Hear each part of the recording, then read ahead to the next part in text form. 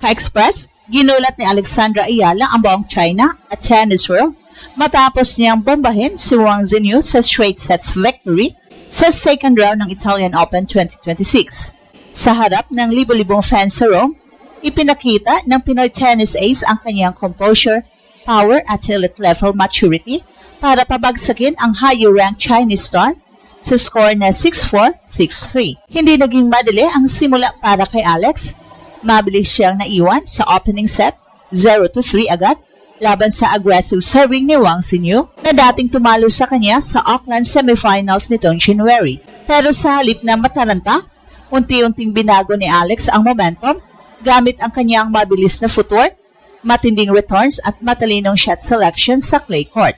Pagkatapos makuha ang first set, tuluyan nang nakontrol ni Alex ang laban.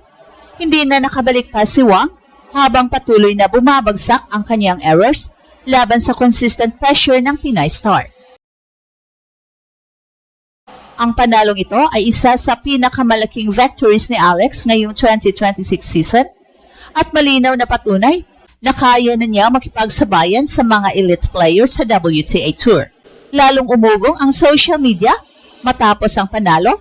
Trending agad si Alex sa Pilipinas habang maraming international tennis accounts ang pumupuri sa kanyang performance sa Rome. Marami ring mga fans ang nagsabing isa itong revenge game matapos ang kanyang heartbreaking loss kay Wang sa Auckland earlier this year. Sa ngayon, tuloy-tuloy ang impressive run ni Alex sa Italian Open at habang papalapit ang mas mabibigat na laban sa tournament, isang bagay ang malinaw, hindi na simpleng rising star si Alex, isa na siyang tunay na malaking banta sa world tennis. Malaking statement ang ginawa ni Alex sa Italian Open 2026 matapos niyang duminahin si Wang Zhenyu ng China sa straight sets victory na 6-4, 6-3 sa round of 64 ng torneo sa Rome. Hindi lang ito simpleng panalo para sa Pinay tennis ace, isa itong revenge victory, breakthrough performance at malinaw na patunay na patuloy ang kanyang pag-angat sa pinakamataas na level ng women's tennis. Bago pa magsimula ang laban, marami ng tennis analyst ang nakatutok sa rematch na ito dahil sa history ng dalawang players ngayong 2026 season. Nitong January, sa Auckland Open semifinals, natalo si Alex kay Wang sa isang mahigpit na 3-set match matapos makaligtas ang Chinese star sa pressure situations. Umabot pa nga si Wang sa finals ng Auckland tournament matapos ang panalo kay Alex. Kaya pagdating sa Rome, malinaw na may extra motivation si Alex pero hindi naging maganda ang simula ng laban para sa Pinay. Mabilis na naka 0-3 led si Wang gamit ang kanyang malakas na serves at aggressive baseline attacks. Sa unang mga games, tila kontrolado ng Chinese star ang pace ng match habang si Alex ay pilit naghanap ng timing sa clay court exchanges. Gayunpaman, doon nagsimulang lumabas ang maturity ni Alex. Sa halip na magpanik, naging mas patient siya sa rallies. Unti-unti niyang binasa ang serve patterns ni Wang habang pinapahaba ang exchanges para piliting gumalaw ang Chinese star sa baseline. At dito nagsimulang magbago ang momentum ng laban. Ang dating mabilis na puntos para kay Wang ay naging mahabang rallies na pabor kay Alex. Mahalaga rin ang naging adjustment ni Alex sa kanyang return game. Kilala si Wang bilang isa sa mga dangerous hitters mula sa baseline, pero naging effective ang left-handed angles ni Alex para sirain ang rhythm ng Chinese player. Habang tumatagal ang first set, dumarami ang unforced errors ni Wang habang si Alex naman ay lalong nagiging comfortable sa court. Mula sa 0-3 deficit, tuluyang nabaligtad ni Alex ang laban at nakuha niya ang opening set 6-4, isa itong malaking momentum shift dahil kapansin-pansin na bumaba ang confidence ni Wang pagkatapos mawala ang set na halos hawak na niya. At pagdating ng second set, mas agresibo si Alex, mas malalim ang kanyang returns at mas kontrolado ang kanyang movement sa clay. Hindi na niya hinayaang makabalik pa si Wang sa momentum habang patuloy niyang pinipilit ang Chinese player na magkamali sa mahabang rallies. Sa kabuuan ng laban, malinaw na lamang si Alex sa composure at tactical execution, habang si Wang ay umaasa sa power game, si Alex naman ay mas disiplinado sa point construction at mas consistent sa crucial moments. Ito ang isa sa mga pangunahing dahilan kung bakit nakuha niya ang straight sets victory. Napakalaki ng panalong ito para kay Alex.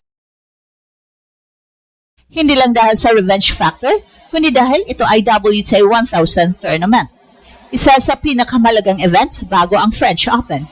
At sa bawat panalo niya sa Raw, lalong lumalakas ang paniniwala ng mga fans at analysts na kaya niyang maging permanent contender sa biggest stages ng women's tennis. Matapos ang straight sets victory ni Alex laban kay Wang sa Italian Open 2026, mabilis na naging sentro ng usapan si Alex, hindi lang sa Pilipinas kundi pati sa international tennis community. Dahil para sa maraming analyst at fans, hindi ordinaryong upset ang nangyari sa Raw. Isa itong malaking senyales na handa nang makipagsabayan ang Pinay star sa mas matataas na antas ng WTA Tour. Isa sa pinakamalaking napansin sa laban ay ang composure ni Alex sa ilalim ng pressure. Hindi biro ang humabol mula sa 0-3 deficit laban sa isang player na may lakas at experience tulad ni Wang. Sa ganitong klase ng matches, madalas tuluyang nawawala ang momentum ng mas batang player. Pero kay Alex, kabaligtaran ang nangyari. Habang tumatagal ang laban, lalo siyang naging kalmado at kontrolado. Mahalaga ring tingnan kung paano niya in-adjust ang kanyang strategy habang tumatakbo ang match. Sa simula, hirap siyang kontrolin ang pace dahil sa mabilis at agresibong laro ni Wang. Pero nang magsimula siyang pahabain ang rallies at piliting gumalaw ang Chinese player side to side, doon na nagsimulang bumagal ang momentum ni Wang.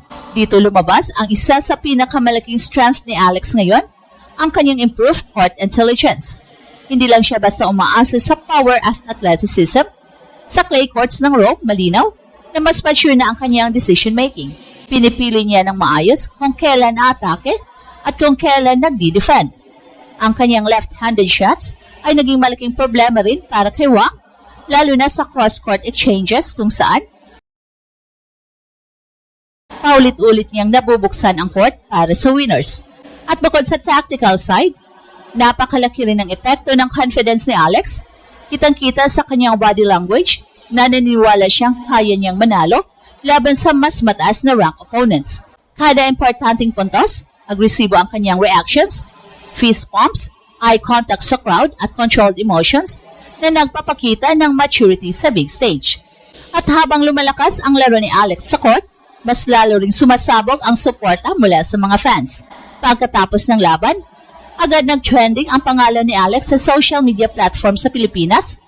Maraming fans ang nag-post ng highlights ng comeback niya mula 0-3 deficit, habang ang international tennis pages naman ay pumuri sa kanyang composure at movement sa clay. At ito ang Express Info kung saan bawat kwento ginulat ng mundo. Don't forget to like and subscribe.